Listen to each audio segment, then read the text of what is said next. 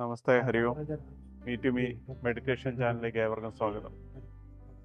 നവരാത്രിയോടനുബന്ധിച്ച് നമ്മുടെ ധ്യാന കേന്ദ്രത്തിൽ ബൊമ്മക്കുലു ഒരുക്കിയിരിക്കുകയാണ്.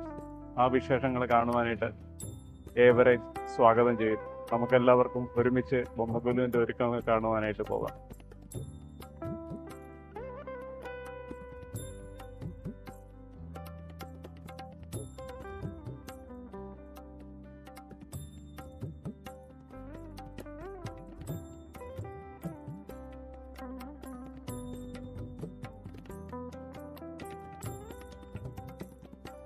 നമ്മൾ ധ്യാന സെൻറ്ററിൽ എത്തിച്ചേർന്നിരിക്കുകയാണ്. ഇവിടുത്തെ കൂടുതൽ വിശേഷങ്ങൾ അറിയുവാനായിട്ട് നമ്മുടെ പ്രിയങ്കരനായ ബാലുജിയോടുണ്ട്. ബാലുജിയോട് നേരിട്ട് തന്നെ ചോദിച്ചറിയാം. ഹരി ഓം രാജീവ്. ഹരി ഓം ബാലുജി. ഹരി ഓം ബാലുജി.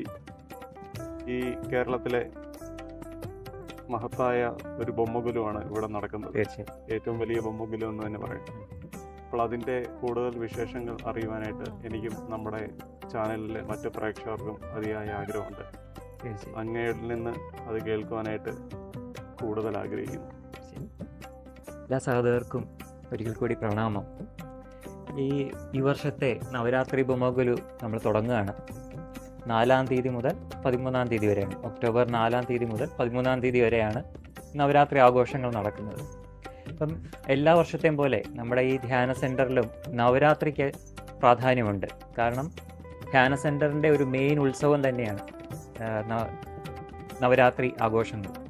കാരണം പുതുതായിട്ട് വരുന്ന സാധകർക്ക് അവരുടെ സാധന തുടങ്ങുവാനും വർഷങ്ങളോളം സാധന പ്രാക്ടീസ് ചെയ്തവർക്ക് അവരുടെ ആ സാധനയെ കുറച്ചും കൂടി ഒന്ന് ഊട്ടി ഉറപ്പിക്കാനുള്ള അവസരങ്ങളാണ്. കാരണം സാധകരെല്ലാവരും കൂടുതൽ പേരും ഇവിടെ 10 ദിവസം തങ്ങി അവരുടെ സാധന പൂർണ്ണമായിട്ടും മാക്സിമം അവർ യൂസ് ചെയ്യാൻ വേണ്ടി ശ്രമിക്കുന്നതാണ്. ഈ ദിവസങ്ങളിൽ സാധകർ ഇവിടെ വന്ന് തങ്ങി നിൽക്കുന്നു പറഞ്ഞല്ലോ. ഓരോ സാധകരും അവരവരുടെ ഭൗതികമായിട്ടുള്ള ജോലി ആയിക്കോട്ടെ, അവരുടെ ലൈഫ് സ്റ്റൈൽ തന്നെ മെയിൻറ്റെയിൻ ചെയ്യുന്നത് ഈ ഒരു നവരാത്രിയെ ബേസ് ചെയ്താണ്. കാരണം നമുക്കറിയാം, നമ്മുടെ പല സാധകരും പുറം രാജ്യങ്ങളിൽ ജോലി ചെയ്യുന്നവരുണ്ട്. ഇപ്പോൾ രാജീവ് തന്നെ ഷിപ്പിലാണ് ജോലി ചെയ്യുന്നത്. അദ്ദേഹത്തിൻ്റെ വർക്ക് ഷെഡ്യൂൾ മെയിൻറ്റെയിൻ ചെയ്യുന്നത് തന്നെ ഈ നവരാത്രിക്ക് ലീവ് കിട്ടുന്ന ഒരു രീതിയിലാണ്. അതുപോലെ ന്യൂസിലാൻഡിലെ അരവിന്ദ് ഫാമിലി ഉണ്ട്, കുട്ടാച്ചനുണ്ട്. ഇവരെല്ലാവരും പുറത്തു നിന്ന് ഈ ഒരു സമയത്ത് ഗുലുവിൽ പങ്കെടുക്കാൻ വേണ്ടിയിട്ട് അവരുടെ ലൈഫ് സ്റ്റൈൽ തന്നെ ചേഞ്ച് ചെയ്ത്, അവരുടെ ഷെഡ്യൂൾ തന്നെ ചേഞ്ച് ചെയ്താണ് വരുന്നത്. കാരണം അത്രത്തോളം ഇമ്പോർട്ടൻസ് ഉണ്ട് ഓരോ സാധകർക്കും ഈ നവരാത്രി എന്ന് പറയുമ്പോൾ. അപ്പം അങ്ങനെ വന്ന് സാധകരുടെ ഒരു റിട്രീറ്റാണ് ഈ നവരാത്രി എന്ന് പറയുന്ന ഈ കാലഘട്ടം മീ ടു മീ മെഡിറ്റേഷൻ സെൻറ്ററിൽ. എന്തായാലും നമുക്ക് മീ ടു മീ മെഡിറ്റേഷൻ സെൻറ്ററിലെ നവരാത്രിയുടെ ഈ ഒരുക്കങ്ങളെ നമുക്കൊന്ന് കണ്ടറിയാം. ഒരിക്കൽ കൂടി എല്ലാവർക്കും സ്വാഗതം. ബാലുജി, നമ്മൾ വന്ന് കയറുമ്പോൾ തന്നെ ആദ്യം കാണുന്നത് ഗണപതി ഭഗവാനെയാണല്ലോ. ആണ്, തീർച്ചയായും. കാരണം നമ്മുടെ ഹൈന്ദവ സങ്കല്പം അനുസരിച്ച് എന്തിൻ്റെയും തുടക്കം അല്ലെങ്കിൽ എല്ലാ തടസ്സങ്ങളും മാറ്റുന്നതിനും ഗണേശനെയാണ് നമ്മൾ ആദ്യം ആരാധിക്കുന്നത്. ഗണേശനെ നിന്നാണ് ആദ്യം തുടങ്ങുന്നത് തന്നെ. ആദ്യം നമുക്ക് ഗണേശനെയാണ് കാണുന്നത്.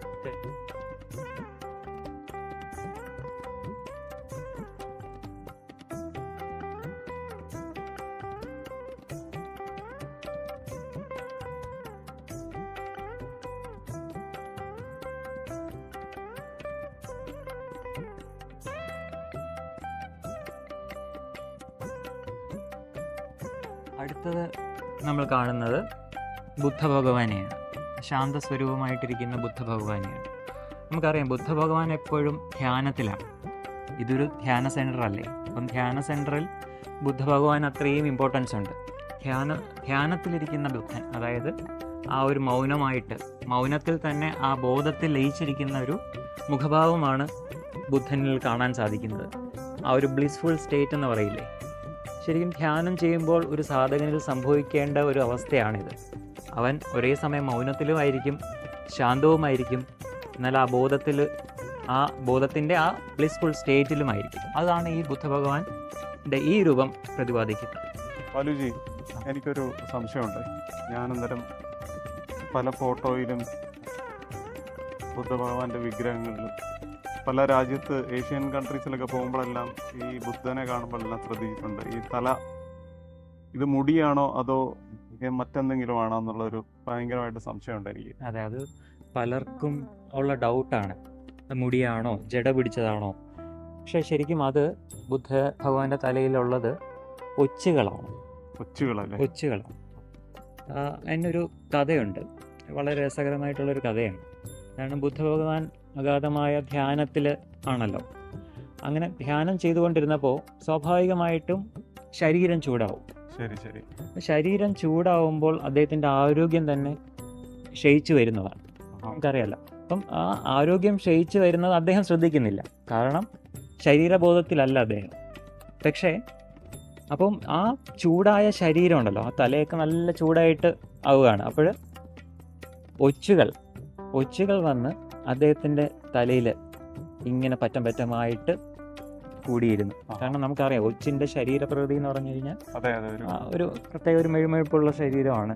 അപ്പോൾ അത് തണുപ്പ് കൊടുക്കുകയാണ് ചെയ്തത്. കാരണം ഇത് ഉദ്ദേശിക്കുന്നത് പ്രകൃതി തന്നെ ആ ഒരു സാധകനെ സംരക്ഷിക്കുന്നു എന്നുള്ളതാണ്. കാരണം അദ്ദേഹത്തിൻ്റെ ഒരു ലക്ഷ്യമുണ്ടല്ലോ, ആ ലക്ഷ്യത്തിലേക്ക് എത്താൻ വേണ്ടി പ്രകൃതി തന്നെ അവസരങ്ങൾ ഒരുക്കി കൊടുക്കുകയാണ്. അപ്പോൾ ഇങ്ങനെ ഒച്ചുകൾ ഇരുന്നപ്പോൾ എന്ത് പറ്റി? സ്വാഭാവികമായിട്ടും ആ ബുദ്ധഭഗവാന്റെ ശരീരം തണുക്കാൻ തുടങ്ങി. അദ്ദേഹം ധ്യാനം തുടരുകയും അദ്ദേഹം അവസാനം ബോധപ്രാപ്തിയിലെത്തുകയും ചെയ്തു. പക്ഷെ അപ്പോൾ സംഭവിച്ചത് എന്താണ്? ആ ഒച്ചുകൾ ആ ചൂട് കാരണം മരണപ്പെടുകയാണ് ചെയ്തത്. അപ്പം ആ ഒരു ത്യാഗം, അവരുടെ ഒരു ത്യാഗം ബുദ്ധഭഗവാന്റെ ഒരു ബോധപ്രാപ്തിയിലേക്ക് എത്താനുള്ള ഒരു വഴിയുമായി. എന്നാൽ ആ പ്രകൃതി അദ്ദേഹത്തെ സംരക്ഷിക്കുകയും ചെയ്തു.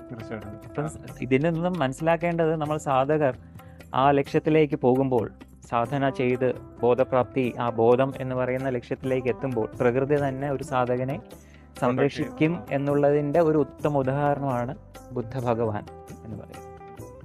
ബാലുജി, ഇപ്പോൾ ബുദ്ധനെ കുറിച്ച് വിലയേറിയ ആ വിവരങ്ങൾ തന്നതിന് വളരെയധികം നന്ദി. ഇനി അടുത്ത കാഴ്ചയിലേക്ക് നമുക്ക് കടക്കാം. ബാലുജി, എനിക്കൊരു ഡൗട്ട്. ഈ കൃഷ്ണ ഭഗവാന്റെ കൂടെ നിൽക്കുന്നത് രാധാദേവിയാണോ അതോ രുക്മിണി ദേവിയാണോ എന്നുള്ളൊരു സംശയമുണ്ട്. പലർക്കും ആ ഒരു സംശയം ഉണ്ടായിരുന്നു. ഇത് ശരിക്കും രുക്മിണി ദേവിയാണ്. കാരണം ആ വർണ്ണമാല്യം ചാർത്താൻ വേണ്ടി നിൽക്കുന്നതാണ്. അപ്പോൾ അത് രുക്മിണി ദേവി തന്നെയാണ്. അത് എല്ലാവരും അത് തെറ്റിദ്ധരിച്ചിട്ടുണ്ട്, രാധാദേവിയാണോ എന്നുള്ളത്. പക്ഷേ ആ രണ്ടുപേരുടെയും ഒരുക്കങ്ങളും എല്ലാം വളരെയധികം മനോഹരമായിട്ടുള്ള ഒരു ഒറിജിനാലിറ്റി ഫീൽ ചെയ്യും, നിൽക്കുന്ന പോലെ രണ്ടുപേരും. ബാലുജി, ഇത് കൃഷ്ണ ഭഗവാന്റെ ചെറിയൊരു ഇത് നമ്മുടെ നാരായണദാസ്, ആ സാധകൻ ഉപാസന ചെയ്യുന്ന മൂർത്തിയാണ്. അപ്പം നമ്മൾ നേരത്തെ പറഞ്ഞില്ലേ, എല്ലാ സാധകരും ഈ 10 ദിവസം ഇവിടെ വന്ന് തങ്ങി അവരുടെ ഉപാസന കൂടുതൽ മെച്ചപ്പെടുത്താൻ വേണ്ടി ആ ഒരു ഇതിനു വേണ്ടി പ്രവർത്തിക്കുന്നതാണ് ഈ 10 ദിവസം. അപ്പോൾ അവർ ചെയ്യുന്ന ഉപാസന മൂർത്തിയെ അവരിവിടെ കൊണ്ടുവയ്ക്കുകയും അവർ അതിന് മുന്നേ മുമ്പിലിരുന്ന് ഉപാസന ചെയ്യുകയും ചെയ്യും. അപ്പം അങ്ങനെ നാരായണദാസ് ജി ഉപാസന ചെയ്യുന്ന മൂർത്തിയാണിത്. തൊട്ടടുത്തിരിക്കുന്ന ഒരു ദേവി രൂപമുണ്ട്, അതും ഉപാസനാ മൂർത്തിയാണ് സാധകന്റെ. പിന്നെ ബാലുജി, സാളഗ്രാമം പല രീതിയിലുള്ള സാളഗ്രാമമുണ്ട്. ഷൈനിങ് ആയിട്ടുള്ളത്, പോളിഷ് ചെയ്ത് വെച്ച സാളഗ്രാമമുണ്ട്, അല്ലാതെ വരുന്നതാണ്, ഒരു പ്രത്യേക രൂപത്തിൽ വരുന്നുണ്ട്. പിന്നെ ഉള്ള ഒരു പ്രത്യേകതയുള്ളൊരു കല്ലുണ്ട്. ഇത് എന്താ പറയുക, ഇത് നല്ല ഡിസൈൻ വരുന്ന, ഇത് നാച്ചുറൽ ആയിട്ടുള്ളതാണ്. ഇത് ഇസ്രായേലിൽ നിന്നും കൊണ്ടുവന്ന ഒരു കല്ലാണ്. നല്ല ഡിസൈൻ. പല തരത്തിലുള്ള സാളഗ്രാമങ്ങളുണ്ട്. അതായത് സിംബോളിക്കായിട്ട് പറയുകയാണെങ്കിൽ കൃഷ്ണ ശിലയുമുണ്ട്, ക്രിസ്തുവിന്റെ ശിലയുമുണ്ട്. എല്ലാം ഉണ്ട്. കൃഷ്ണനും ക്രിസ്തുവും എല്ലാം ഒരിടത്ത് തന്നെയുണ്ട്. ഇനിയാണ് ബാലുജി നമ്മുടെ ധ്യാന സെന്ററിലെ പ്രധാനപ്പെട്ട ആ ഒരു കാളിയമ്മ. അപ്പോൾ ഈ കാളിയമ്മയെ കുറിച്ച് വളരെയധികം കഥകൾ കേട്ടിട്ടുണ്ട്. കണക്ട് ചെയ്ത് പല സംഭവങ്ങളുണ്ട്. തീർച്ചയായും ഒട്ടേറെ നമുക്ക് പറയാനുണ്ട്. കാരണം അപ്പോൾ അതൊന്ന് വിശദമായിട്ട് പറയാം. തീർച്ചയായും ഇത് നാരായണദാസ് എന്ന് പറയുന്ന സാധകൻ വർഷങ്ങൾക്ക് മുന്നേ, അതായത് 30 വർഷങ്ങൾക്ക് മുന്നേ അദ്ദേഹം ഉപാസന ചെയ്തുകൊണ്ടിരുന്നപ്പോൾ, സാധന ചെയ്തുകൊണ്ടിരിക്കുന്നപ്പോൾ അദ്ദേഹത്തിന് ലഭിച്ചൊരു വിഷനാണ്, ഒരു ദേവീ രൂപം, ദർശനമുണ്ട്. ഒരു ദേവിയുടെ ദർശനം ഉണ്ടായി. അപ്പോൾ അദ്ദേഹം ഒരു സ്കെച്ച് പോലെ വരയ്ക്കുകയും ചെയ്തു, ഒരു പടം വരയ്ക്കുകയും ചെയ്തു, ആ കണ്ട ഒരു രൂപത്തെ വരയ്ക്കുകയും ചെയ്തു. എന്നിട്ട് അദ്ദേഹത്തിനൊരു ആഗ്രഹം തോന്നി, നമുക്ക് ഇങ്ങനെ ഒരു വിഗ്രഹം ഉണ്ടാകും. എന്നിട്ട് ഗുരുജി അടുത്ത് വന്ന് പറഞ്ഞു, നമുക്ക് ഇങ്ങനെ ഒരു വിഷൻ ഉണ്ടായി, എനിക്ക് അത് ഒരു വിഗ്രഹം ഉണ്ടാക്കണം എന്ന് പറഞ്ഞു. പക്ഷെ ഓർക്കണം, ഇതൊരു 30 വർഷങ്ങൾക്ക് മുന്നേ ഉള്ളതാണ്, കിട്ടിയ ഒരു ദർശനമാണിത്. വളരെ അദ്ദേഹത്തിന് ഇപ്പം 45 വയസ്സോളമായി. ഇപ്പം എത്ര വർഷമായിരിക്കുന്നു. അപ്പം ആ ഒരു ദർശനം കിട്ടി ഗുരുജി അടുത്ത് പറഞ്ഞപ്പോൾ ഗുരുജി പറഞ്ഞു, ചെയ്യാം, ഇപ്പൊ സമയമായിട്ടില്ല, കുറച്ച് നാൾ കഴിയട്ടെ എന്ന് പറഞ്ഞു. പക്ഷെ അദ്ദേഹത്തിന്റെ ഉപാസന തുടർന്ന് പോവുകയും ചെയ്തു. അദ്ദേഹം വിവാഹിതനായി, കുട്ടികളായി, അതെല്ലാം കഴിഞ്ഞ് വന്ന് ഇത്രയും വർഷങ്ങൾ കഴിഞ്ഞ് ഒരു 3 വർഷം മുന്നേ നടന്ന നവരാത്രി ഗുരു സമയത്ത് നമുക്കറിയാം, നമ്മളിവിടെ പ്രത്യേകിച്ച് ധ്യാന സെന്ററിൽ പൂജകളോ കാര്യങ്ങളോ ഒന്നുമില്ല. എന്നാൽ അവസാന ദിവസം, ഗുരുവിന്റെ അവസാന ദിവസം, നമ്മളെല്ലാ സാധകരും കൂടെ ഒത്തൊരുമയോടെ ഇരുന്നിട്ട് ഒരു ഭഗവതി സേവ ചെയ്യും. ഭഗവതി സേവ ചെയ്യുന്നത് നമ്മുടെ സാധകനായിട്ടുള്ള ഗുരുദാസ് ജിയാണ്. ഗുരുദാസ് ജിയുടെ നേതൃത്വത്തിലാണ് ചെയ്യുന്നത്, എല്ലാ ഭഗവതി സേവ ചെയ്യുന്നത്. അപ്പൊ അന്നത്തെ പോലെ ഒരു 3 വർഷം മുന്നേ നടന്ന ഒരു ഭഗവതി സേവ സമയത്ത്, ഭഗവതി സേവ കഴിഞ്ഞ് ആരതി എല്ലാം കഴിഞ്ഞ സമയത്ത് നമ്മുടെ നാരായണദാസ് ജിക്ക് ഒരു അനുഭവം ഉണ്ടാവുകയാണ്. അദ്ദേഹത്തിന് ഒരു ദേവിയുടെ അനുഭവം. അതായത് ദേവി പ്രത്യക്ഷപ്പെട്ടിട്ട് ദേവി അദ്ദേഹത്തോട്, എനിക്ക് മാതളം വേണം, പെട്ടെന്ന് എനിക്ക് മാതളം താ എന്ന് വളരെ ദേഷ്യത്തോടെ, ഒരു രൗദ്രഭാവത്തോടെ പറയുന്നതായിട്ട് ഫീൽ ചെയ്യുകയാണ്. അദ്ദേഹം ഇങ്ങനെ അദ്ദേഹത്തിന് മാത്രമായിട്ട് നിൽക്കുകയാണ്, ആ ഒരു ദർശനം കിട്ടുകയാണ്. അപ്പൊ അദ്ദേഹം വല്ലാത്ത അവസ്ഥയിലായിട്ട് എന്ത് ചെയ്യണം എന്നറിയാതെ പെട്ടെന്ന് ഗുരുജിയുടെ അടുത്ത് വന്നിട്ട് പറഞ്ഞു, ഗുരുജി ദേവി മാതളം ചോദിക്കുന്നു, പെട്ടെന്ന് കൊടുക്ക്. അപ്പം ഗുരുജി പെട്ടെന്ന് ഒരു മാതളം എടുത്തിട്ട് ദേവിയുടെ അവിടെ കൊണ്ടുപോയി സമർപ്പിക്കുകയായിരുന്നു ചെയ്തത്.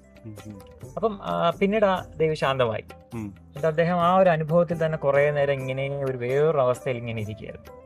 എന്നിട്ട് വേറൊരു സാധകൻ, ഇതെല്ലാം കഴിഞ്ഞല്ലോ, അതായത് ശംഭു എന്ന് പറയുന്ന നമ്മുടെ സാധകൻ, നമ്മുടെ യുവസാധകൻ, മിഥിലേഷ് ജിയുടെ കസിനാണ് അദ്ദേഹത്തിന്റെ ക്യാമറയില് ഗുലുവിന്റെ ഒരു പിക്ചർ എടുക്കുക.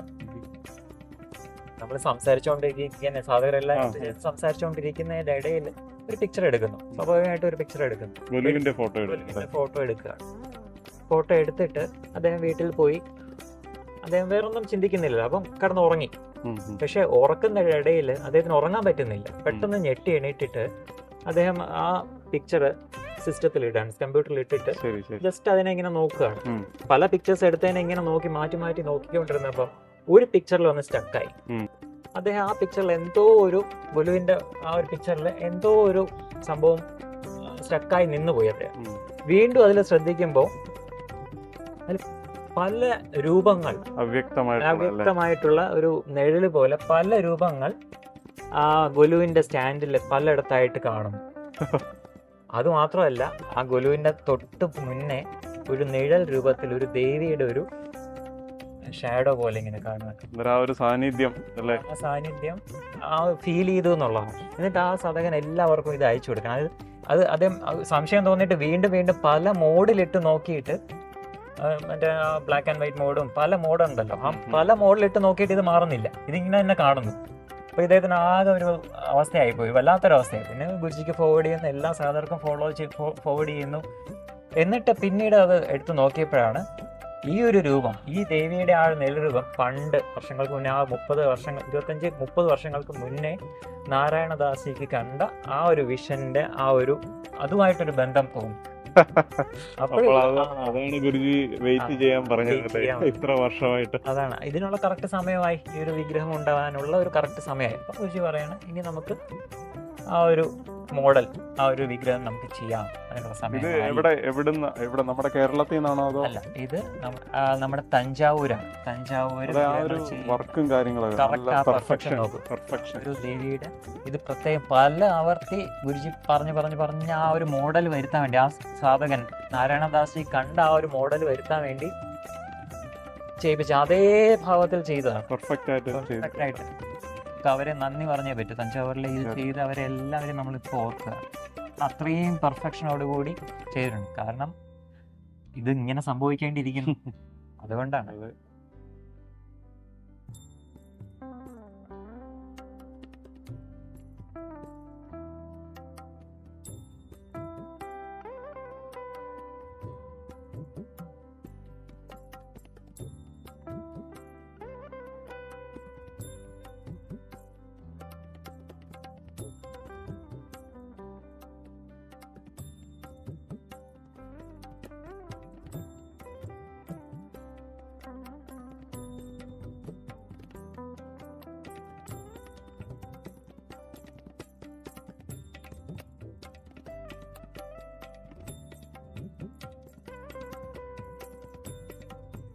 അജിജി, ഇനി നമ്മൾ കാണാൻ പോകുന്ന അപൂർവമായിട്ടുള്ള 3 വിഗ്രഹങ്ങളാണ്. നോക്കൂ, ഇത് ശിവനുണ്ട്, വിഷ്ണുവുണ്ട്, ബ്രഹ്മ വിഷ്ണു മഹേശ്വരന്മാരുടെ 3 പേരുടെ വിഗ്രഹങ്ങളാണ്. സാധാരണ നമ്മൾ ബ്രഹ്മാവിന്റെ വിഗ്രഹങ്ങളൊന്നും കാണാറില്ല. അതിലുപരി ഒന്ന് ശ്രദ്ധിച്ചു നോക്കിയാൽ അറിയാം, ഇവരെല്ലാവരും 3 പേരും ത്രിമൂർത്തികൾ 3 പേരും ധ്യാനത്തിലിരിക്കുക. അവർ എന്തിനെയാണ് ധ്യാനിക്കുന്നത്? ഇത് കാണുമ്പോൾ നമ്മൾ ചിന്തിച്ചു പോകും. ബ്രഹ്മ വിഷ്ണു മഹേശ്വരന്മാരാണ്, അവരെന്തിനെയാണ് ധ്യാനിക്കുന്നത്? ശരിക്കും ആ ശുദ്ധ ബോധം എന്ന് പറയുന്ന ആ ബോധത്തിനെ തന്നെയാണ് ഇവർ ധ്യാനിച്ചുകൊണ്ടിരിക്കുന്നത്. അതിൽ തന്നെയാണ് മുഴുകിയിരിക്കുന്നത്. തീർച്ചയായും ഇത് ഒരിടത്തും കാണാൻ പറ്റില്ല ഇങ്ങനെയുള്ള ഒരു മൂർത്തി ഭാവത്തെ. 3 ത്രിമൂർത്തികളുടെ ഈ ഭാവത്തിൽ ഒരിടത്തും ദർശിക്കാൻ സാധിക്കും. ശരിക്കൊരു ധ്യാന സെന്ററിന് ചേരുന്ന രീതിയിലുള്ള വിഗ്രഹം തീർച്ചയായും അല്ലെങ്കിൽ ആ ഒരു സങ്കല്പത്തോടു കൂടിയുള്ള. അതെ, ശരിക്കും ഇത് കാണുമ്പോഴെങ്കിലും ആളുകൾക്ക് ആ ഒരു ധ്യാനിക്കാനായിട്ടുള്ള ഒരു എന്താണ് ഓരോ സാധകന്റെയും ലക്ഷ്യം, അല്ലെങ്കിൽ നമ്മുടെ മനുഷ്യ ജന്മത്തിന്റെ ലക്ഷ്യം എന്താണ് എന്നുള്ളത് തിരിച്ചറിയാൻ സാധിക്കട്ടെ എന്നുള്ളതാണ്. വളരെ അപൂർവമായിട്ടുള്ളത് ഇവിടെ എല്ലാവരുടെയും.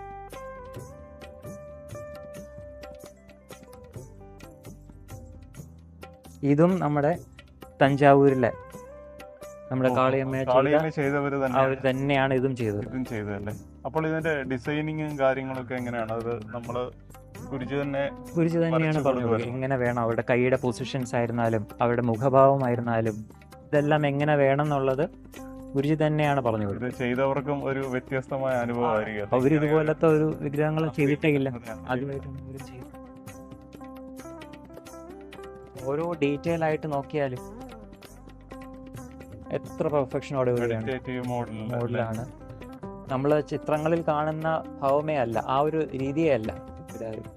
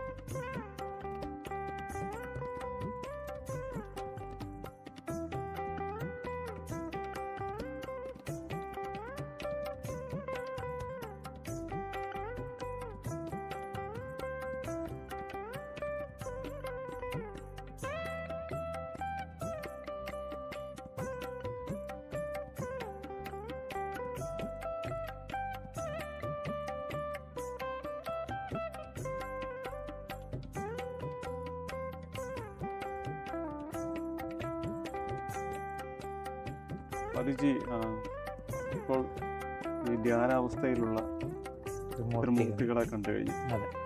നമ്മൾ ശരിക്കും ഇപ്പോൾ ധ്യാന സെന്ററിലേക്ക് കടന്നിട്ടില്ല, അതിന്റെ ആ പ്രവേശന കവാടത്തിലാണ്. അതെ അതെ, നമുക്ക് എന്തായാലും ധ്യാന ഹാളിലേക്ക് തന്നെ കിടക്കാം. തീർച്ചയായിട്ടും. വളരെ വിപുലമായിട്ടുള്ള ഒരുക്കങ്ങളാണല്ലോ, ഗംഭീരമായിട്ടുണ്ട് എന്തായാലും. അതെ അതെ, കാരണം ഇത് നമ്മൾ 18 വർഷത്തിലേറെയായി എല്ലാ വർഷവും നടത്തുന്ന ഉത്സവമല്ലേ. അപ്പം ഈ ഒരുക്കങ്ങൾ എല്ലാം ചെയ്തു വരാൻ തന്നെ ഇതിൻ്റെ തുടക്കം തന്നെ ഒരു മാസങ്ങൾക്ക് മുന്നേ, ഒരു മാസം മുന്നേ തുടങ്ങുന്നതാണ് ഒരുക്കങ്ങളെല്ലാം. തയ്യാറെടുപ്പുകളാണ് ആണ്. കാരണം രാജീവിന് തന്നെ അറിയാലോ, രാജീവ് ഈ ഗൊലു ഫെസ്റ്റിവൽ അതനുബന്ധിച്ചല്ല ലീവ് എടുത്ത് വരുന്നത്. അപ്പം അതുപോലെ തന്നെ പല സാധകരും, പല രാജ്യങ്ങളിൽ നിന്നുള്ള സാധകരും ഈ ഗൊലുവിനെ ഫോക്കസ് ചെയ്താണ് അവരുടെ ലൈഫ് സ്റ്റൈൽ തന്നെ മാറ്റുന്നത്. അവരുടെ ലീവ് എടുത്ത് വരുന്നത് തന്നെ ഈ ഗൊലുവിന് വരാൻ പറ്റുന്ന രീതിയിലാണ്. ഇപ്പം ഗൾഫിൽ നിന്ന് വരുന്നുണ്ട്, പുറമെ രാജ്യങ്ങളിൽ നിന്ന് വരുന്നുണ്ട്, ന്യൂസിലാൻഡിൽ നിന്ന് വരുന്നുണ്ട്, പല രാജ്യം, വിവിധ രാജ്യങ്ങളിൽ നിന്നാണ് സാധകർ വരുന്നത്. ശരിക്കും ധ്യാന സാധകരുടെ ഒരു റിട്രീറ്റ് അല്ലേ? റിട്രീറ്റ് ആണ്. അവർ വന്ന് അവരുടെ ആ ഉപാസന എങ്ങനെ അവർ മുന്നോട്ട് പോകണം, ആ ലക്ഷ്യത്തിലേക്ക് എത്തണം എന്നുള്ളതിൻ്റെ ഒരു ഊർജം അവർക്ക് കിട്ടുന്ന ഈ ഒരു നവരാത്രി ഫെസ്റ്റിവലിൽ നിന്നാണ്. തീർച്ചയായിട്ടും. അപ്പം ഈ എത്ര പേരാണ് നമ്മൾ ഒരു മാസം മുന്നേ വന്ന് നിന്ന് ഇതിന് ഈ നമ്മൾ അറിയാമല്ലോ, ഈ ബ്രാസ് ഐറ്റംസ് ഉണ്ട്, വിഗ്രഹങ്ങളുണ്ട്, ഇതെല്ലാം തേച്ച് മിനുക്കി ഈ ഒരു രീതിയിൽ തന്നെ എത്ര സാധകർ, ഒരു 10-20 കൂടുതൽ സാധകർ ഒരു ദിവസം രാവിലെ മുതൽ, നമ്മൾ ഇപ്രാവശ്യം തന്നെ നമ്മൾ കണ്ടില്ലേ 6:30 തുടങ്ങി. നമ്മൾ 6:30 തുടങ്ങി രാത്രി വൈകുന്നേരം ഒരു 5:30-6 മണി ആയപ്പോഴാണ് ആ ഫുൾ കാര്യങ്ങളെല്ലാം, വിളക്കുകളായിരുന്നാലും വിഗ്രഹങ്ങളായിരുന്നാലും എല്ലാം തേച്ച് മിനുക്കി കഴുകി. അത് എന്ത് പ്രോസസ്സാണ്, ഓരോ സാധകർ അവരവരുടെ രീതിയിലുള്ള കുറേ കാര്യങ്ങൾ ചെയ്ത് ഓരോ കാര്യങ്ങളും ചെയ്താണ് വന്നത്. അപ്പം അത് കഴിഞ്ഞിട്ട് അടുത്ത ദിവസം എന്ത് ചെയ്തു, നമ്മൾ ഗൊലു സെറ്റ് ചെയ്യാൻ വേണ്ടിയിട്ട് റെസ്റ്റ് ഇല്ല. ആ ഒരു ഫ്ലോ ആണ്. ഇതെല്ലാം ഗുരുജി അകർമ്മവും അല്ലെങ്കിൽ സേവ ചെയ്യുവാനുള്ള അവസരം അല്ലേ സാധകന്റെ റിട്രീറ്റ് എന്ന് പറഞ്ഞല്ലോ. റിട്രീറ്റ് എന്ന് ഉദ്ദേശിക്കുന്നത് തന്നെ കർമ്മസേവ. സാധകർക്ക് അവരുടെ കർമ്മ ചെയ്യാനുള്ള ഒരു അവസരമാണ് അകർമ്മം. രാജീവ്ജി പറഞ്ഞ പോലെ അകർമ്മം. ഓരോ സാധകരും അവരവരുടേതായിട്ടുള്ള അകർമ്മങ്ങളാണ് ചെയ്യുന്നത്. അതിൽ ഏറ്റവും പ്രാധാന്യം കർമ്മസേവ തന്നെയാണ്. കാരണം നമ്മൾ പോലും അറിയാതെ എത്രയോ ജന്മങ്ങൾ, അതിൻ്റെ കാര്യം എന്താണെന്ന് വെച്ച് കഴിഞ്ഞാൽ, കർമ്മസേവ എന്ന് പറയാൻ കാര്യം ഈ ജന്മം എടുക്കാൻ തന്നെ കാര്യം എന്താണ്, കർമ്മഫലമാണ്. അപ്പൊ ആ കർമ്മഫലം കൊണ്ടെടുക്കുന്ന ഒരു ജന്മത്തിന്റെ ആ കർമ്മഫലത്തെ മാറ്റണം എന്നുണ്ടെങ്കിൽ നമ്മൾ ചെയ്തേ പറ്റൂ, കർമ്മസേവ ചെയ്തേ പറ്റൂ. അപ്പോൾ ഇങ്ങനത്തെ കർമ്മസേവകൾ ചെയ്യുമ്പോൾ സ്വാഭാവികമായിട്ട് നമ്മൾ പോലും അറിയാതെ എത്രയോ ജന്മങ്ങളാണ് നമ്മളിൽ നിന്ന് കട്ടായി പോകുന്നത്. അതുകൊണ്ടാണ് പരാർത്ഥങ്ങൾ കട്ടായി പോകും, സ്വാഭാവികമായിട്ട് അത് വന്നു പോകും, അത് ഭവിക്കുക തന്നെ ചെയ്യുകയാണ്. പക്ഷേ നമ്മൾ ചെയ്യുന്നവർക്ക് അറിയുന്നില്ല. അവർ ആ ഒരു ഡിവൈൻ ഫ്ലോയിൽ നിന്നുകൊണ്ട് കുറിച്ച് പറയുന്ന ഓരോ കാര്യങ്ങൾ അവർ പോലും അറിയാതെ ചെയ്തുകൊണ്ടേയിരിക്കുകയാണ്. അപ്പം ഈ ഗൊലു ഒരുക്കങ്ങൾ തന്നെ നോക്കി നോക്കൂ. നമ്മൾ സെറ്റ് ചെയ്യാൻ എടുത്ത സമയം നോക്കി. ഇപ്പോൾ രാവിലെ 7:30 തുടങ്ങി ഗൊലു സ്റ്റാൻഡിലേക്ക് ഓരോ വിഗ്രഹങ്ങളായിട്ട് ചെറിയ ബൊമ്മകളായിട്ട് ഇങ്ങനെ സെറ്റ് നമ്മൾ എന്ത് ചെയ്തു, ഗുരുജി അവിടെ നിന്ന് ഇന്നതെടുക്കും എന്ന് പറയും. നമ്മളത് ഇങ്ങനെ എടുത്ത് കൊടുക്കുക മാത്രമേ ചെയ്തുള്ളൂ. ഇത്രയും വർഷം 18 വർഷമായിട്ട് എനിക്കൊരു അത്ഭുതം തോന്നി എന്തെന്നറിയാം, എങ്ങനെ ഇതിൻ്റെ അകത്ത് പ്ലേസ് ചെയ്യുന്നു എന്നുള്ളതാണ്. ഓരോ പ്രാവശ്യവും നമുക്ക് പുതുമയാണ്. നമ്മളിങ്ങനെ സ്റ്റക്കായിട്ട് നിന്ന് പോവുകയാണ് ചെയ്യുന്നത്. ഗുരുജി പറയുന്നു, അത് എടുത്ത് കൊടുക്കുന്നു എന്ന് മാത്രമേ നമ്മൾ ചെയ്യുന്നുള്ളൂ. ഇതെങ്ങനെ ഇതിൻ്റെ അകത്ത് പ്ലേസ് ചെയ്ത് ഇപ്പം നോക്കിയാൽ തന്നെ അറിയാം, ഇതെല്ലാം ഒരു ഫെവിക്കോൾ വെച്ച് ഒട്ടിച്ച് വെച്ചിരിക്കും പോലെയാണ് കാണുന്നത് അല്ലേ. എങ്ങനെ ഇതിൻ്റെ അകത്ത് ഈ ഒരു വിഗ്രഹങ്ങളെല്ലാം ഈ 75 രാജ്യങ്ങളെ റെപ്രസെന്റ് ചെയ്യുന്ന വിഗ്രഹങ്ങളുണ്ട്. 3000-ലേറെ ബൊമ്മകളാണ് ഇതിൻ്റെ അകത്ത് നിറഞ്ഞിരിക്കുന്നത്. ശരിക്കും ഒരു മിനി പ്രപഞ്ചം എന്ന് തന്നെ പറയാം.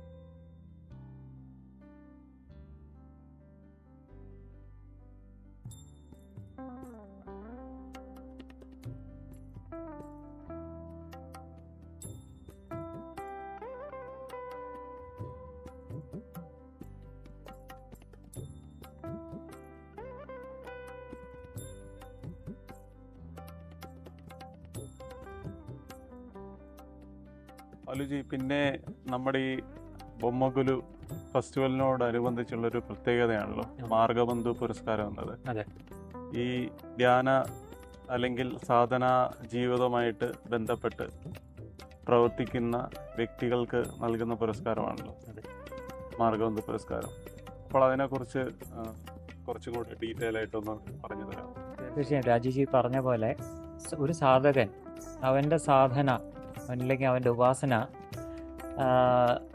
സമൂഹ സേവനത്തിന് വേണ്ടി അവൻ പ്രാക്ടീസ് ചെയ്യുകയും ആ സമൂഹത്തിന് സേവനമായിട്ട് ചെയ്ത് ജീവിക്കുന്ന ഒരു സാധകന് കൊടുക്കുന്നതാണ് നമ്മുടെ മാർഗബന്ധു പുരസ്കാരം എന്ന് പറയുന്നത്. അപ്പം എല്ലാ വർഷവും നമ്മുടെ ധ്യാന സെന്റർ കൊടുക്കുന്നതാണ് മാർഗബന്ധു പുരസ്കാരം. അപ്പോൾ ഈ പുരസ്കാരത്തിലും ബുദ്ധൻ തന്നെയാണല്ലേ? ബുദ്ധൻ തന്നെയാണ്. ധ്യാന സെന്റർ അല്ലേ, ധ്യാന സെന്ററിന്റെ മെയിൻ അട്രാക്ഷൻ എന്ന് പറയുന്ന ബുദ്ധൻ തന്നെയാണ്. ആ ഒരു ശാന്തഭാവത്തിലിരിക്കുന്ന ബുദ്ധന്റെ ആ ഒരു മുഖം തന്നെയാണ്. അപ്പോൾ ഇപ്രാവശ്യം നമ്മൾ മീറ്റ് മീ മെഡിറ്റേഷൻ സെന്റർ ഈ മാർഗബന്ധു പുരസ്കാരം കൊടുക്കുന്ന 8 പേർക്കല്ലേ? അതും പല ജില്ലകളിൽ നിന്നുള്ളതാണ്. തൃശ്ശൂരിൽ നിന്നുള്ളവരുണ്ട്, എറണാകുളത്ത് നിന്നുണ്ട്, കായംകുളം, കാസർഗോഡ്, കണ്ണൂർ, ഇവിടെ എല്ലായിടത്തു നിന്നുള്ളവർ ഉണ്ട്. തിരുവനന്തപുരത്ത് ജില്ലയിലുള്ളവരുണ്ട്. അങ്ങനെ പല ജില്ലകളിൽ നിന്നും സെലക്ട് ചെയ്ത സാധനങ്ങൾ.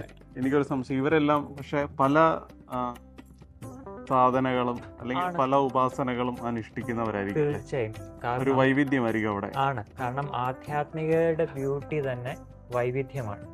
എത്രയോ മാർഗങ്ങളുണ്ട് ആധ്യാത്മികതയിൽ.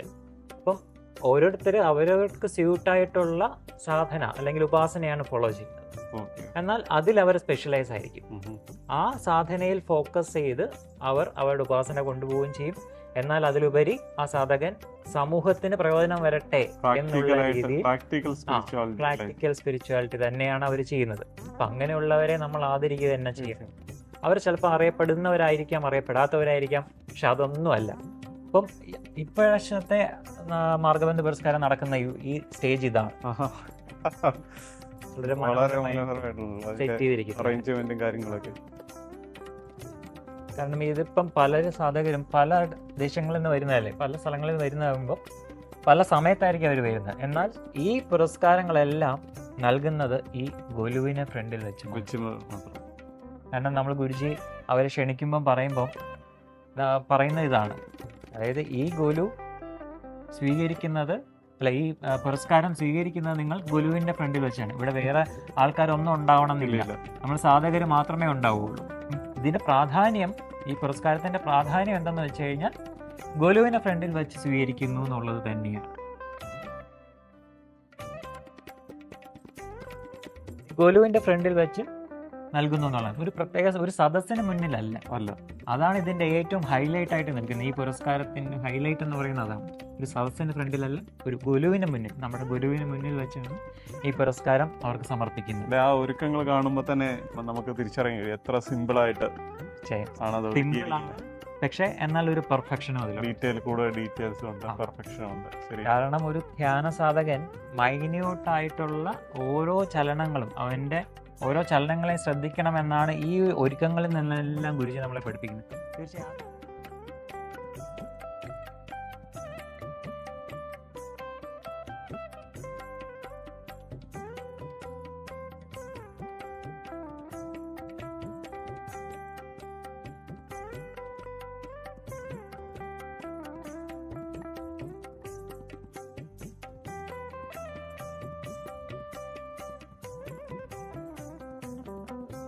ഇവിടെ ഒരു രാധാകൃഷ്ണ വിഗ്രഹം, അത് നമ്മൾ ഈ നോർത്ത് ഇന്ത്യൻ സ്റ്റൈലിലുള്ള വിഗ്രഹം ഉണ്ടല്ലോ, നമുക്കതിൽ കാണാം.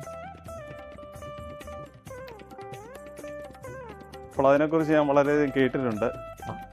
അത് ശരിക്കും നമ്മൾ ഈ ഇസ്കോൺ ടെമ്പിളിലൊക്കെ കൂടുതലും ആ ഒരു ശൈലിയിലുള്ള വിഗ്രഹം കാണുവാനായിട്ട് സാധിക്കും. നമ്മുടെ ഈ കേരളത്തിൽ അങ്ങനെ കുറവാണ്. ഇല്ല, പൊതുവേ രാധാകൃഷ്ണ ഈ ഒരു വിഗ്രഹം കുറവാണ് കാണുന്നത് ഈ ഒരു സ്റ്റൈലിൽ. കാരണം ഈ ഒരു വൈറ്റ് മാർബിളിൽ തീർത്ത വിഗ്രഹങ്ങളാണ്. അതിൻ്റെ ഓരോ ഡീറ്റെയിൽ നോക്കിയാൽ നമുക്കറിയാം എത്ര ഭംഗിയായിട്ടാണ് ചെയ്തത്. ഇത് നമ്മൾ പുറത്ത് നോർത്തിൽ നിന്ന് തന്നെ ചെയ്ത് വന്നതാണ്. ഇത് ശരിക്കും മെറ്റീരിയൽ എന്താണ്? ഇത് മാർബിളാണ്, വെണ്ണക്കല്ലല്ലേ? വിയറ്റ്നാം മാർബിൾ ആണ്. ആ ഒരു പെർഫെക്ഷൻ, ഷൈനിങ്. അതെ, അന്നേരം ഇതിന്റെയും സ്കെച്ചും എല്ലാം ഗുരുജി തന്നെ ആയിരുന്നു. ആണ്, തീർച്ചയായും ആണ്. കാരണം ആ ഭാവം, രാധയും കൃഷ്ണനും നിൽക്കുന്ന ആ ഒരു ഭാവം തന്നെ ആ ഒരു പ്രേമത്തിന്റെ ഭാവമാണ്. അതെ. പിന്നെ ബാലുജി ഇതെന്താണ് ഈ ഗ്രന്ഥം ആത്മഭാഷണം, ഇതിനെക്കുറിച്ച് എന്ത് പറയണമെന്നറിയില്ല. കാരണം വർഷങ്ങളായിട്ട് ഗുരുജി എഴുതുന്ന റൈറ്റിങ്സ്, അതിലൊരു റൈറ്റിംഗ് ആണ് ആത്മഭാഷണം എന്ന ഈ പുസ്തകം. ഇത് ശരിക്കും നമ്മുടെ ഒരു സാധകൻ്റെ ഉള്ളിൽ നടക്കുന്ന സംഭാഷണത്തെയാണ് ഇതിൽ ഉദ്ദേശിക്കുന്നത്. പക്ഷേ ഇതിൽ നമുക്ക് നോക്കിയാൽ അറിയാം, രാധാകൃഷ്ണ സംഭാഷണങ്ങളായിട്ടാണ് ഇതിൽ ഫുള്ളും എഴുതിയിരിക്കുന്നത്. കാരണം ഇതിൽ കണ്ണൻ എന്ന് പറയുന്നത് ആ ബോധവും, രാധ എന്ന് പറയുന്ന ഒരു സാധകന്റെ ഉയർന്ന മനസ്സും അല്ലേ, അവർ തമ്മിൽ നടക്കുന്ന സംഭാഷണമാണ് ആത്മഭാഷണം. കാരണം ഒരു സാധകൻ എത്തിപ്പെടേണ്ട അവസ്ഥയാണ് ഈ പുസ്തകം, ഈ ഗ്രന്ഥം സൂചിപ്പിക്കുന്നത്. ഇതിലേക്ക് എത്തുകയാണ് ഒരു സാധകന്റെ. ഇത് ഒരുപാടുണ്ടല്ലോ, ഒരുപാട് പേജുണ്ടല്ലോ. മൊത്തം അന്നേരം ഇത്ര ഈ ഇതിൽ സംഭാഷണങ്ങൾ 1600 സംഭാഷണങ്ങളുണ്ട്. എന്നാൽ ഈ പുസ്തകത്തിൽ, ഈ ഗ്രന്ഥത്തിൽ 1025 സംഭാഷണങ്ങളാണ് ഉൾപ്പെടുത്തിയിരിക്കുന്നത്. ഇതിന്റെ ഒരു ബാക്കി ഭാഗത്തോടെ തീർച്ചയായും ഉണ്ടാവും. ബാലുജി, എന്തായാലും ഇതിന്റെ ഈ ഡ്രസ്സും വർക്കും കാര്യങ്ങളും എല്ലാം വളരെയധികം ഗംഭീരമായിട്ട്, ശരിക്കും ഒരു നമ്മൾ ഈ ഇസ്കോൺ ടെമ്പിളിലൊക്കെ കാണുന്ന അതേ ഒരു രൂപം, ആ ഒരു പെർഫെക്ഷൻ വളരെ മനോഹരമായിട്ടുണ്ട്. ബാലുജി, അത് എന്താണ് വ്യത്യസ്തമായിട്ടുള്ള ഒരു കാഴ്ചയാണത്? ഇത് മൂകാംബികയിലെ ബ്രഹ്മരഥമാണ്. ബ്രഹ്മരഥമല്ലേ? അതെ. അവിടെ ഈ വലിയ തേര് അവിടെ തേരുണ്ട്, ക്ഷേത്രത്തിനടുത്ത് വലിച്ചുകൊണ്ട് പോകും. ഷിമോഗയിലെ ഒരു സാധകൻ കഴിഞ്ഞ വർഷം സെന്ററിൽ സമർപ്പിച്ചതാണ്. അത് അവര് 2-3 പേര് വന്ന് നിന്ന് ഇവിടെ തങ്ങിയിട്ട് ഇത് സെറ്റ് ചെയ്യുകയായിരുന്നു ചെയ്തത്. കൊണ്ടുവന്ന് സെറ്റ് ചെയ്യുകയാണ് ചെയ്തത്. അത് ആ സാധകന്റെ സമർപ്പണമാണ്. കാരണം ആ സാധകൻ അറിയാം എല്ലാ വർഷവും ഗുലു നടക്കുന്നുണ്ട് എന്നുള്ളത് കൊണ്ട് അദ്ദേഹത്തിനും സമർപ്പിക്കണം തോന്നി. അപ്പം അദ്ദേഹത്തിന് പറ്റുന്ന എന്താണോ ആ സ്ഥലത്തെ, അദ്ദേഹം താമസിക്കുന്ന സ്ഥലത്തെ ഏറ്റവും പ്രാധാന്യം അർഹിക്കുന്ന ഒരു സംഭവം നമുക്ക് തരണം എന്നുള്ള ഒരു ഭാവത്തിലാണ് അദ്ദേഹം ഇവിടെ കൊണ്ടുവന്ന് ഇവിടെ നിന്ന് താമസിച്ച് സെറ്റ് ചെയ്ത് തന്നത്. മൂകാംബിലെ ആ ഒരു രഥത്തിന്റെ തന്നെ, അതെ, അകത്ത് തന്നെ സരസ്വതി ദേവിയുടെ പ്രതിഷ്ഠയുണ്ടല്ലേ. പിന്നെ ഇത് വളരെ മനോഹരമായിട്ടുണ്ട്. ഒരു വ്യത്യസ്തമായ ഒരു കാഴ്ചാനുഭവം തന്നെയാണ്. ലൈറ്റും കാര്യങ്ങളും എല്ലാം. ബാലുജി, ഓരോ ഗുലുവിനും ഓരോ വ്യത്യസ്തമായുള്ള കാഴ്ചാനുഭവങ്ങളാണ് ഇവിടെ ഒരുക്കിയിരിക്കുന്നത്. ഇപ്പം കാളിയമ്മ വന്നു, അത് കഴിഞ്ഞ് കൃഷ്ണനും രാധയും, അങ്ങനെ ഓരോ ഗുലുവിനും ഓരോ ആളുകളാണ് നമ്മുടെ ഈ ധ്യാന സെന്ററിൽ വന്നുകൊണ്ടിരിക്കുന്നത്. തീർച്ചയായും. ഇപ്രാവശ്യം എന്താണ് പുതുമയുള്ള കാഴ്ച? ഇപ്രാവശ്യം നവരാത്രിക്ക് ഏറ്റവും പ്രാധാന്യം അർഹിക്കുന്ന ഒന്ന് തന്നെയാണ് ഇപ്രാവശ്യത്തെ ആകർഷണം എന്ന് പറയുന്നത്. അത് നവദുർഗയുടെ വിവിധ രൂപങ്ങളിലുള്ള വിഗ്രഹങ്ങൾ.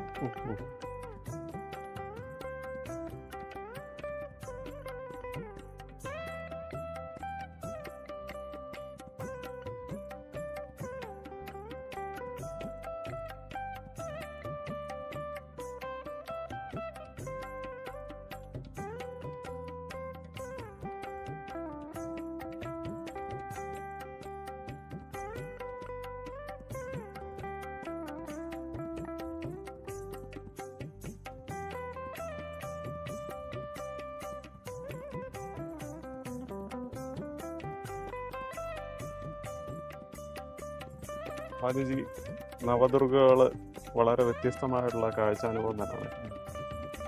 ഓരോന്നും നല്ല ഭംഗിയായിട്ട് ചെയ്തിട്ടുണ്ട്. ഇനി നമുക്ക് നമ്മുടെ ധ്യാന കേന്ദ്രത്തിലെ പ്രധാന ആകർഷണം, ഹൈലൈറ്റ് എന്ന് പറയുന്നത് ഇവിടുത്തെ ബൊമ്മഗുലുവാണ്. അതെ, കേരളത്തിലെ തന്നെ ഏറ്റവും വലിയ ബൊമ്മഗുലു എന്ന് തന്നെ പറയാം. ഇത് ഓരോ വർഷം ഇങ്ങനെ വളർന്നുകൊണ്ടിരിക്കുകയാണ്. കാരണം തുടക്കത്തില് ധ്യാന സെന്റർ ഈ ഗുലു വെച്ച് തുടങ്ങിയപ്പോൾ ഈ 9 പടികളുണ്ടല്ലോ, 9 ദിവസങ്ങളെ റെപ്രസെന്റ് ചെയ്യുന്നതാണ് 9 പടികൾ. ഇതിൽ വളരെ കുറച്ച് മാത്രമേ ഉണ്ടായിരുന്നുള്ളൂ തുടക്കങ്ങളിൽ. പിന്നീട് ഓരോ സാധകരും അവരവരുടെ സമർപ്പണമായിട്ട് ചെയ്തു വന്നതാണ് ഇങ്ങനെ നിറഞ്ഞിരിക്കുന്നത്. രാജീവ് തന്നെ എത്രയോ വർഷങ്ങളായിട്ട് പല സ്ഥലങ്ങളിൽ പോയപ്പോൾ കൊണ്ടുവന്ന സാധനങ്ങളുണ്ട്, പല രാജ്യങ്ങളെ റെപ്രസെന്റ് ചെയ്യുന്നത്. അതെ അതെ അതെ ഇതിലിപ്പം നമുക്ക് നോക്കിയാൽ അറിയാം 75-ൽ കൂടുതൽ രാജ്യങ്ങളെ റെപ്രസെന്റ് ചെയ്യുന്ന വിവിധ തരത്തിലുള്ള അവരുടെ കൾച്ചർ ആയിരിക്കട്ടെ, അവർ ആരാധിക്കുന്ന ദൈവങ്ങളായിക്കോട്ടെ, അതിനെല്ലാം റെപ്രസെന്റ് ചെയ്ത് ഇവിടെ ബൊമ്മകളുണ്ട്. മാത്രമല്ല ആ കൂടെ നോക്കിയാൽ 3000-ലേറെ വിവിധ രീതിയിൽ ഉള്ള ബൊമ്മകളും പാവകൾ എല്ലാം കാണാൻ പറ്റും. വിവിധ മൂർത്തികളുടെ വിഗ്രഹങ്ങളുണ്ട്, വിവിധ ആരാധന സമ്പ്രദായങ്ങള് എല്ലാം ഉണ്ട്. കാരണം ഇവിടെ ധ്യാന സെന്റർ ആണ്. ധ്യാന സെന്റർ ഈ നവരാത്രിക്ക് ഇങ്ങനെ ബൊമ്മക്കുലു വയ്ക്കുന്നതിനൊരു പ്രാധാന്യമുണ്ട്. അതിന്റെ സങ്കല്പം എന്തെന്ന് വെച്ച് കഴിഞ്ഞാൽ, ഗുരുജി ഉദ്ദേശിക്കുന്ന സങ്കല്പം ഇതാണ്. ഇത് സാധകരുടെ റിട്രീറ്റ് ആണെന്ന് പറഞ്ഞു. അതെ അതെ. ഉപാസന ചെയ്യുന്നവർക്കും ഒരു എൻട്രിയാണ് ഈ ഒരു നവരാത്രി കാലഘട്ടം എന്ന് പറയുന്നത്. നമ്മുടെ ലക്ഷ്യം അല്ലെങ്കിൽ ആധ്യാത്മികത ഊന്നിയിരിക്കുന്ന അടിസ്ഥാന തത്വം എന്ന് പറയുന്നത് നമ്മളെല്ലാവരും എത്തേണ്ടത് ഒരു ബോധതലത്തിലേക്ക്. തീർച്ചയായിട്ടും. ആ ബോധതലത്തിലേക്ക് എത്താൻ പല വഴികളുണ്ട്. നമുക്ക് മുന്നേ തുറന്നു വെച്ച പല വിവിധ മാർഗങ്ങളുണ്ട്. ഈ വിവിധ മാർഗങ്ങളെല്ലാം എത്തിച്ചേരുന്നത് ഏതാണ്? ആ സത്യം, നിത്യസത്യത്തിലേക്കാണ് എത്തിച്ചേരുന്നത്. ഒന്നിലേക്കാണ് എത്തുന്നത്. പുഴകൾ എല്ലാം എത്തുന്നത് എവിടെ? സമുദ്രത്തിലേക്കല്ലേ. അതുപോലെ നമ്മൾ വിവിധ മാർഗങ്ങളിലൂടെ പോയാൽ എത്തേണ്ടത് ആ സുപ്രീം, ആ അൾട്ടിമേറ്റ് എന്ന് പറയുന്ന ലക്ഷ്യത്തിലേക്ക്. അതിനെ എങ്ങനെ ഒരാൾക്ക് പറഞ്ഞ് മനസ്സിലാക്കിപ്പിക്കാം? നമ്മളിപ്പം ഒരാളുടെ അടുത്ത് പറയാണ് നീ എനർജിയാണ്, അല്ലെങ്കിൽ നീ തന്നെയാണ് ഈശ്വരൻ എന്ന് പറഞ്ഞാൽ നമുക്ക് മനസ്സിലാവും? ഒരിക്കലും അക്സെപ്റ്റ് ചെയ്യാൻ പറ്റില്ല. അപ്പം അതിൻ്റെ ബേസ് നമുക്ക് മനസ്സിലാക്കിയാൽ മാത്രമേ സാധിക്കുകയുള്ളൂ. അപ്പം ഇതൊരു ധ്യാന സെന്റർ ആയതുകൊണ്ട് നമ്മൾ ഫോക്കസ് ചെയ്യുന്ന എന്താണ്? നമ്മുടെ ധ്യാനം എന്ന് പറയുന്നത് തന്നെ ബോധത്തിലേക്ക് എത്താൻ നമ്മുടെ വിവിധ ഊർജഭാവങ്ങളെ മനസ്സിലാക്കണമെന്ന്. ശരി. നമ്മൾ ഊർജമാണെന്നാണ് ആദ്യം മനസ്സിലാക്കേണ്ടത്. ആ അടിസ്ഥാനം അതാണ്. അത് മനസ്സിലാക്കാൻ ഇങ്ങനെ ഒരു സെറ്റിംഗ് വേണ്ടി വന്നു എന്നുള്ളത്. അപ്പം നമ്മൾ ഇവിടെ ആദ്യം പറയുന്നത് എന്താണ്? 3 ഗുണങ്ങൾ, സത്വരജ തമോ ഗുണങ്ങളെ നമ്മൾ 3 ദേവിമാരായിട്ട് സങ്കല്പിക്കുന്നു. ലക്ഷ്മി, കാളി, സരസ്വതി. 3 ഭാവങ്ങൾ, സത്വരജ തമോ ഗുണങ്ങളെ 3 ദേവിമാരായിട്ട് സങ്കല്പിക്കുന്നു. സാധാരണ നോർത്തിലൊക്കെ പോയി കഴിഞ്ഞാൽ ഈ നവദുർഗാ സങ്കല്പങ്ങളായിരിക്കും കൂടുതൽ നമ്മൾ കാണുന്നത്. സൗത്ത് ഇന്ത്യയിലേക്ക് വരുമ്പോൾ ഈ 3 ദേവിമാർക്ക് പ്രാധാന്യം അർഹിക്കും. അങ്ങനെയാണ് ആദ്യത്തെ 3 ദിവസം ഒരു ദേവി, പിന്നീട് കാളി, പിന്നീട് സരസ്വതി എന്നുള്ള രീതിയിലാണ് 3 ഗുണങ്ങളെ. അപ്പം ധ്യാന സെന്ററിൽ പോലും ഇങ്ങനെ ഒരുക്കുന്നതിനൊരു പ്രത്യേകത എന്ന് വെച്ച് കഴിഞ്ഞാൽ ഈ 3 ദേവിമാരെയും 3 ഗുണങ്ങൾ എന്ന് പറഞ്ഞല്ലോ. അപ്പം ഈ 3 ഗുണങ്ങൾ വിവിധ രീതിയിൽ കമ്പൈൻ ചെയ്യുമ്പോൾ പല നാമരൂപങ്ങളിലുള്ളവ സൃഷ്ടിക്കപ്പെടുന്നു. അതാണ് ഈ വിവിധ രൂപങ്ങളിലും ഭാവങ്ങളിലും കാണുന്നത്. പല രീതിയിൽ കമ്പൈൻ ചെയ്യുമ്പോൾ എന്ത് പറ്റും? അതിൻ്റെ പല കോമ്പിനേഷൻസ് ആയിരിക്കും നടക്കുന്നത്. അപ്പം ഇതിലിപ്പോൾ നോക്കിയാൽ അറിയാം, കല്ലുണ്ട്, പുല്ലുണ്ട്, ഇഴജന്തുക്കളുണ്ട്, 2 കാലിൽ നടക്കുന്നുണ്ട്, 4 കാലിൽ നടക്കുന്നുണ്ട്, വെള്ളത്തിൽ ജീവിക്കുന്നവയുണ്ട്, വെള്ളത്തിലും കരയിലും ജീവിക്കുന്നവയുണ്ട്. ഇതെല്ലാം കൂടെ കമ്പൈൻ ചെയ്ത് ആണ് ഇതിൽ നിൽക്കുന്നത്. ബൊമ്മകളിൽ തന്നെ നോക്കിയാൽ അറിയാം, വിവിധ മൂർത്തികളുണ്ടാവാം, കുട്ടികൾ കളിക്കുന്ന കളിപ്പാട്ടങ്ങളുണ്ടാവാം, മിക്കി മൗസ് വരെ ഉണ്ട്. കാരണം ഇങ്ങനെ സെറ്റ് ചെയ്തിട്ട് പറയാൻ ഉദ്ദേശിക്കുന്നത് എന്താണ്? ഈ ജഡമുള്ളതായിക്കോട്ടെ ജീവനുള്ളതായിക്കോട്ടെ എന്തിലും അടങ്ങിയിരിക്കുന്ന എന്താണ്? ഊർജം. അപ്പൊ ഈ 3 എനർജി കമ്പൈൻ ചെയ്ത് വരുമ്പോൾ സംഭവിക്കുന്ന നാമരൂപങ്ങളാണിത്. എന്നാൽ ഇതിന്റെ എല്ലാം അടിസ്ഥാനം ഈ 3 ഗുണങ്ങളെയും കൺട്രോൾ ചെയ്യുന്ന ഒരു ശക്തി ഉണ്ടല്ലോ, പരാശക്തി, ബ്രഹ്മം എന്ന് പറയും. അതിലേക്കാണ് നമ്മൾ ഫോക്കസ് ചെയ്യേണ്ടത് എന്നുള്ളതാണ്. അങ്ങനെ ഫോക്കസ് ചെയ്താൽ ഈ നാമരൂപങ്ങൾക്കോ ഈ രാജ്യങ്ങൾക്കോ പല മതങ്ങളിലുള്ളതിനോ മതത്തിനോ ഒന്നും അടിസ്ഥാനമില്ല എന്നുള്ളതാണ് ധ്യാന സെന്റർ. ഈ നവരാത്രി ഇങ്ങനെ ബൊമ്മഗോലു ഇങ്ങനെ വെച്ചിട്ട് വരുന്ന സാധകരെ പറഞ്ഞ് അറിയിച്ചു കൊടുക്കാൻ ആഗ്രഹിക്കും. ഇപ്പം നമ്മൾ പറയുന്നത് എന്താണ്? സാധകർ വരുമ്പോൾ ബൊമ്മയെ, ഈ ഗുലുവിനെ, നവരാത്രിയെ ഗുലുവിനെ ഒന്ന് പ്രദക്ഷിണം ചെയ്ത് വന്ന് ശാന്തമായി മുന്നിലിരിക്കുക എന്നുള്ളതാണ്. ശരി ശരി.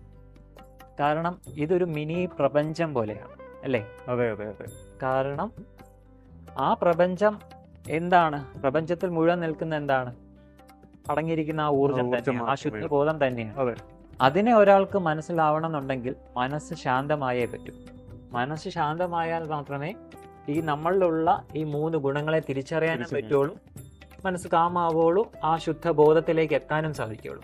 പറയുമ്പോൾ നമ്മൾ സാധകരോട് പറയുന്ന ഒന്ന് പ്രദക്ഷിണ വെച്ചിട്ട് ഇവിടെ വന്നിരുന്ന് ആ ഊർജത്തെ തിരിച്ചറിയുക എന്നുള്ളതാണ്.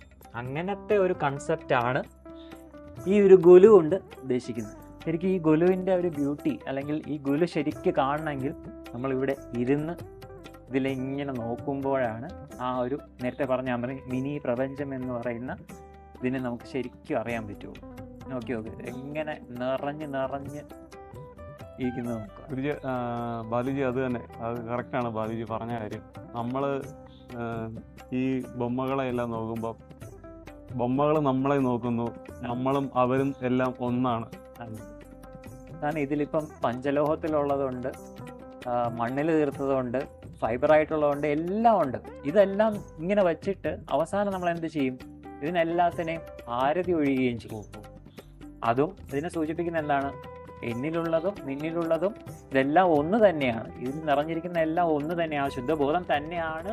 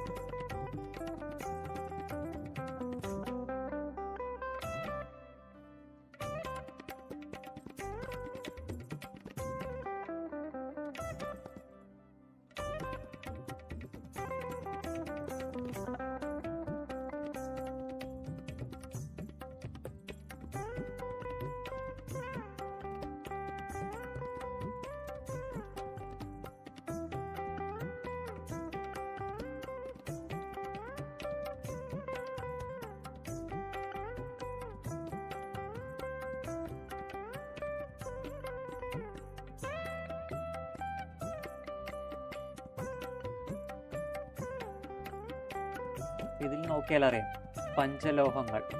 പഞ്ചലോഹങ്ങളുള്ള വിഗ്രഹങ്ങളുണ്ട്, ഫൈബറിലുള്ള മൂർത്തിഭാവങ്ങളുണ്ട്, പല രാജ്യങ്ങളുടെ മോണുമെന്റ്സിനെ കാണാൻ പോകും, പാവകളെ കാണാം, ബൊമ്മകൾ കാണാം, ഇതെല്ലാം കാണാം. നമ്മൾ ഇതെല്ലാം ഗുരുവിൽ ഇങ്ങനെ വെച്ചിട്ട് അവസാനം എന്ത് ചെയ്യും? എല്ലാ ദിവസവും അവസാനം ലളിതാ സഹസ്രനാമ അർച്ചന കഴിഞ്ഞിട്ട് ഒരു ആരതിയുണ്ട്. ആരതി ഒഴിയുന്നത് ഇതിനെല്ലാത്തിനെയാണ്, ഈ കാണുന്ന എല്ലാ എല്ലാത്തിനെയും. കാരണം ഇങ്ങനെ ചെയ്തിട്ട് നമ്മൾ പറയാൻ ഉദ്ദേശിക്കുന്ന എന്താണ്? എല്ലാത്തിലും അടങ്ങിയിരിക്കുന്ന ഊർജമാണ് എന്നുള്ളതാണ്. അപ്പൊ സാധകന് അത് ഊർജമാണ് എന്ന് ബോധ്യപ്പെടണമെങ്കിൽ എന്ത് വേണം? ആ ശുദ്ധബോധം അവനിൽ ഉണരണം. ശുദ്ധബോധം ഉണരണമെങ്കിൽ സാധന ഉണ്ടായാലേ സാധ്യമാകും. അപ്പൊ സാധനയുടെ ഇമ്പോർട്ടൻസ് ആണ് ധ്യാന സെന്ററിൽ ഗുരു ഇങ്ങനെ ഒരുക്കിയിട്ട് ഗുരുജി പറയാൻ ഉദ്ദേശിക്കുന്നത്. അപ്പോൾ അതാണ് ഈ വിവിധ സാധനങ്ങളുടെയും ഉപാസനകളുടെയും എല്ലാം പ്രാധാന്യം. സാധനയ്ക്കാണ് ഇമ്പോർട്ടൻസ്. കാരണം ഇപ്പം പലരും ചോദിക്കും ധ്യാന സെന്ററിൽ എന്തിനാണ് വിഗ്രഹം, അതെ അതെ അതെ, സ്വാഭാവികമായിട്ടും ചോദിക്കുന്നത്. പക്ഷേ ഇതിന്റെ തത്വം ഇതാണ്. പെട്ടെന്ന് നമ്മൾ ഒരാളുടെ അടുത്ത് ശുദ്ധബോധമാണ് നീ, അല്ലെങ്കിൽ നീ ഊർജമാണ് നീ, ആ ഊർജമാണ് എന്ന് പറഞ്ഞാൽ ആർക്കും മനസ്സിലാവില്ല. അപ്പം ഇങ്ങനെ ഈ വിവിധ രൂപങ്ങൾ, നാമരൂപങ്ങളിലുള്ള എല്ലാത്തിനെയും വെച്ചിട്ട് ഇതിലെല്ലാം അടങ്ങിയിരിക്കുന്ന ഊർജമാണ്, അത് നിന്നിലും ഇതിലും എല്ലാം ആ ഒരേ ഊർജമാണ്, എന്നാൽ ഇതിനെല്ലാം കൺട്രോൾ ചെയ്യുന്ന അശുദ്ധ ബോധമാണ് എന്ന് തിരിച്ചറിയുക. ഇങ്ങനെ പറഞ്ഞാലേ പെട്ടെന്നൊരു സാധകന് അല്ലെങ്കിൽ ഉപാസനയിലേക്ക് കടക്കുന്ന ഒരാൾക്ക് ഉൾക്കൊള്ളാൻ സാധിക്കൂ. തീർച്ചയായിട്ടും. അതുകൊണ്ടാണ് നമ്മുടെ നവരാത്രി ഉത്സവങ്ങളെല്ലാം ഈ ധ്യാന സെന്റർ നോളജിന്റെ ഉത്സവം എന്ന് പറയുന്നത്. അപ്പം അതിന്റെ പ്രാധാന്യം എത്രത്തോളം ഉണ്ട്? എല്ലാ സാധകരും ഈ നവരാത്രി ദിനങ്ങളിൽ അവരവരുടെ ഉപാസന ഭക്തിയോടെയും ജ്ഞാനത്തിൻ്റെ ആ ഒരു ഭക്തിയോടൊപ്പം തന്നെ ആ ജ്ഞാനത്തെ വർദ്ധിപ്പിക്കാനും ഉപയോഗിക്കുക. അവരുടെ സാധന പൂർണ്ണ സമർപ്പണത്തോടു കൂടി ചെയ്യുക. നമ്മുടെ മീ ധ്യാന സെൻറ്ററിൽ എല്ലാ ദിവസവും വൈകുന്നേരം 6 മണിക്ക് ലളിതാ സഹസ്രനാമാർച്ചനയും അതിനുശേഷം ആരതിയും ഉണ്ടാവും. ഇതെല്ലാം ലൈവായിട്ട് FBയിൽ ലൈവായിട്ടുണ്ടാവും. എല്ലാവരും അത് ദർശിക്കുക. അതിനോടൊപ്പം എല്ലാ സാധകർക്കും മീ ധ്യാന സെൻറ്ററിൻ്റെ വകയായിട്ടും ഓരോ സാധകരുടെ പേരിലും നവരാത്രി ആശംസകൾ അറിയിക്കുകയാണ്. ഹരിയും.